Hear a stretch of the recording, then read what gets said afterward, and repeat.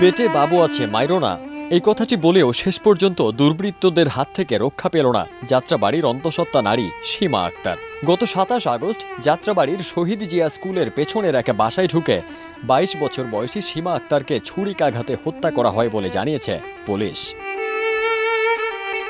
সীমার বাবা মলাই কাজী ও বড় ভাই নাসির উদ্দিন গণমাধ্যমকে জানান, গত ২৭ আগস্ট সন্ধ্যার পর সীমা তার বাবার বাসায় গেলে অপরিচিত এক দুর্বৃত্ত বাসায় ঢুকে পড়ে। কোনো কিছু বুঝে ওঠার আগেই সীমাকে উপর্যুপুরি ছুরি মারে। আতঙ্কগ্রস্ত হয়ে কাঁদতে কাঁদতে ওই দুর্বৃত্তকে সীমা অনুরোধ করে বলে, আমি অন্তঃসত্ত্বা, আমাকে মাইরেন না। কিন্তু নির্মম ছিল দুর্বৃত্তরা।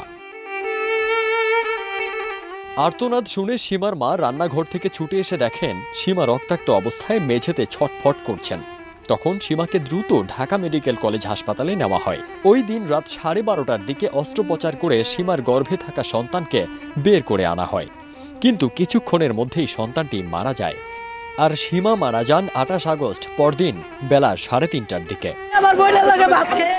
সীমার পরিবার জানায়, সীমা তার ফল বিক্রেতা স্বামী জুয়েল রানার সঙ্গে সীমার বাবার বাসার পাশেই উত্তর যাত্রাবাড়িতে শহীদ জিয়া স্কুলের পেছনে থাকতেন।